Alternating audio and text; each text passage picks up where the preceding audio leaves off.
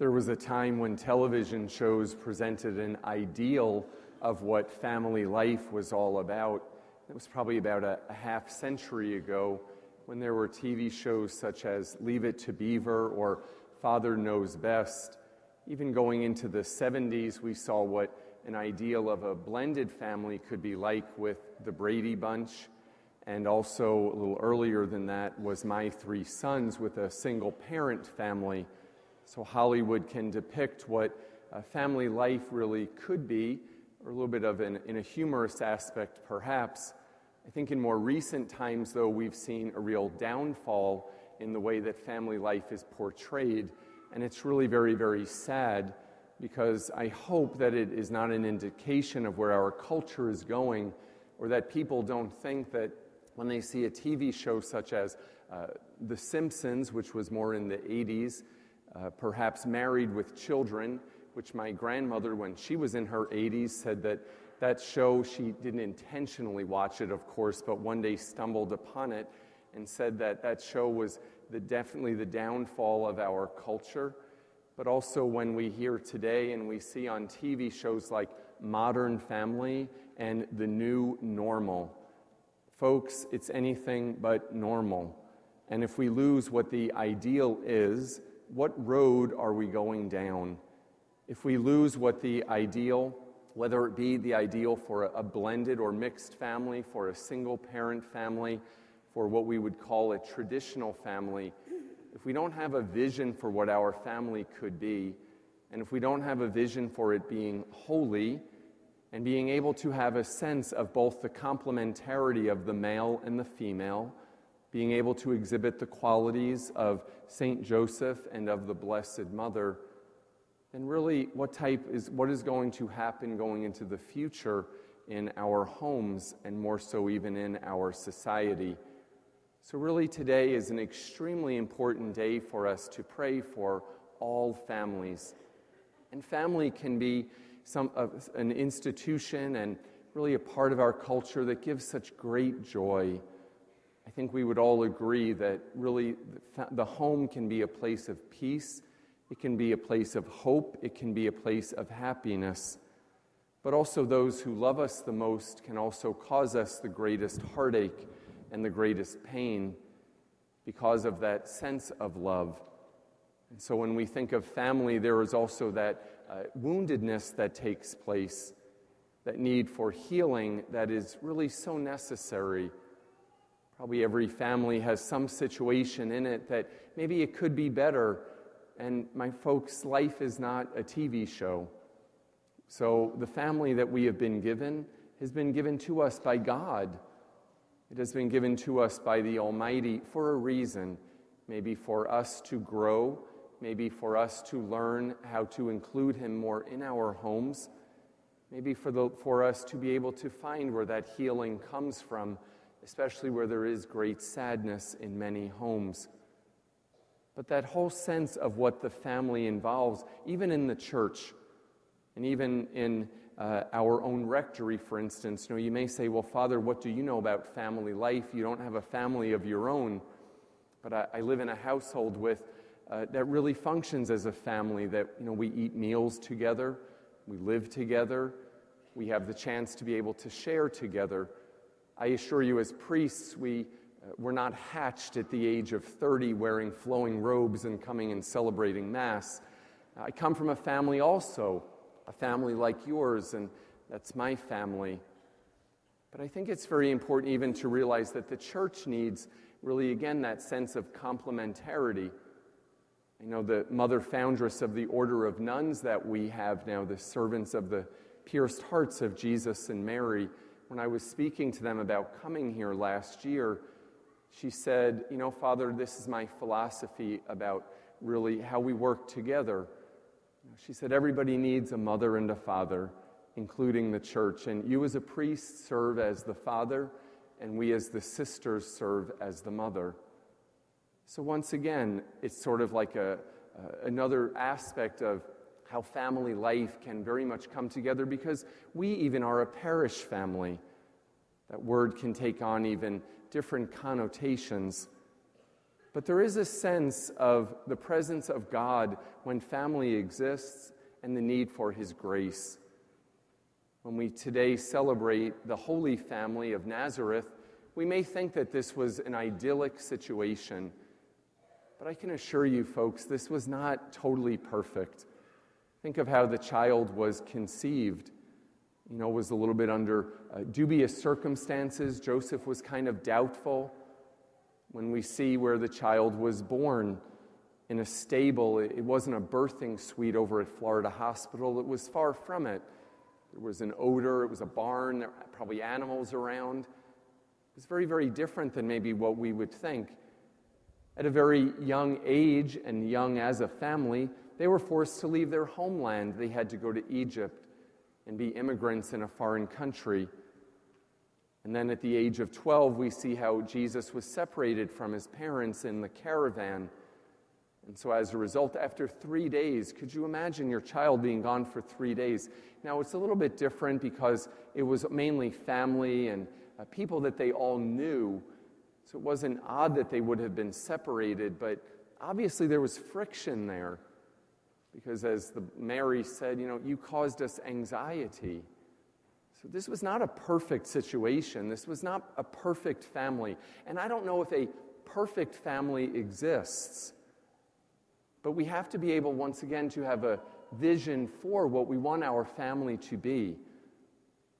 When I have couples that are preparing for marriage, I often will say, we're celebrating on your wedding day 2 families coming together, but also the creation of a new family, and that is your family.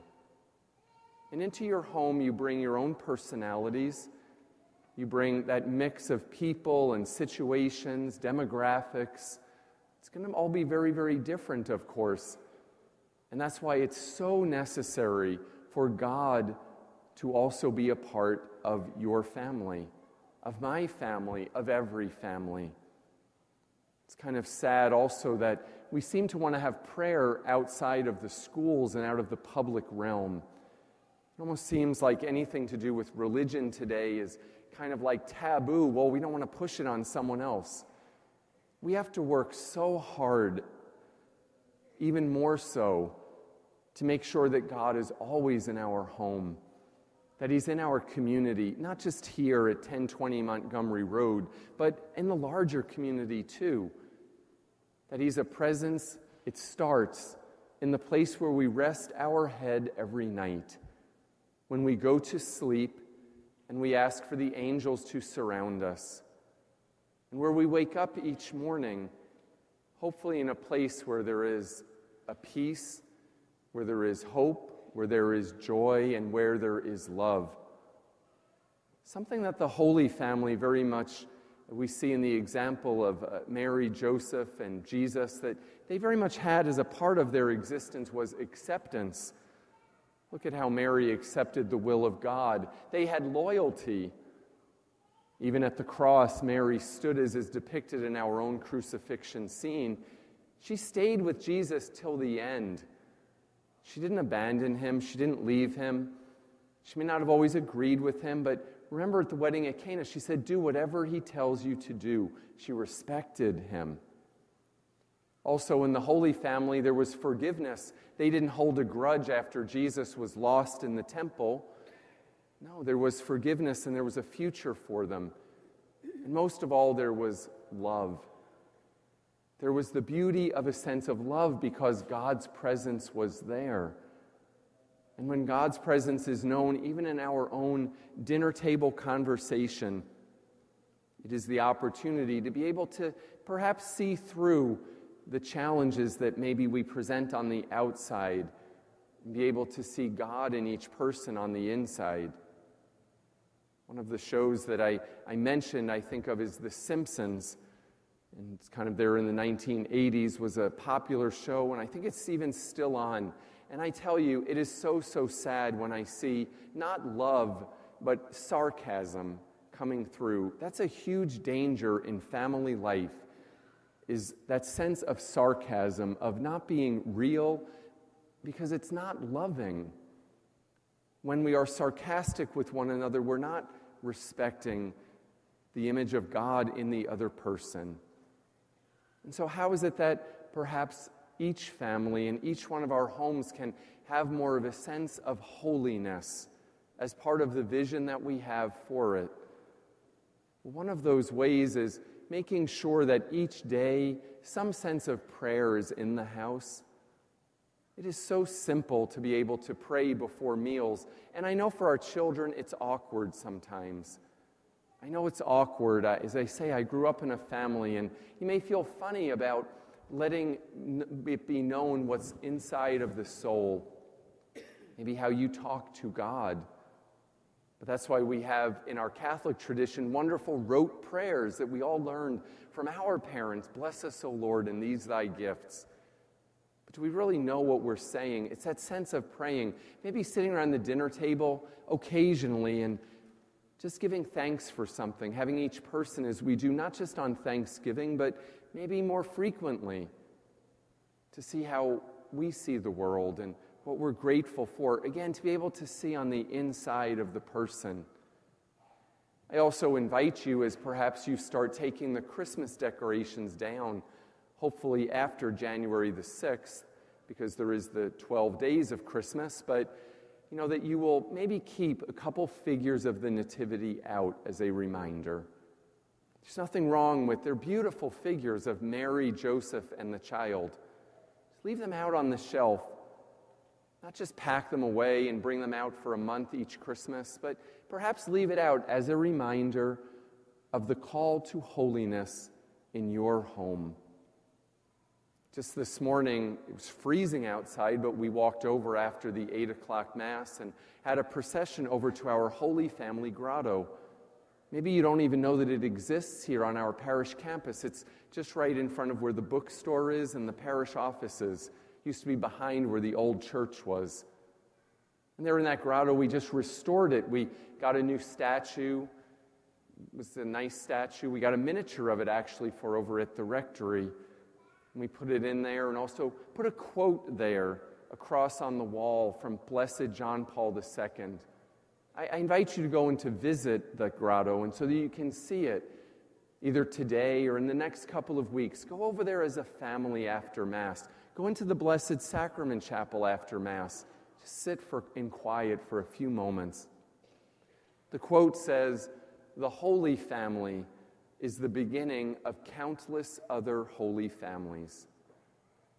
I think it's very beautiful because that helps us realize the vision that we can have for our home and for our family.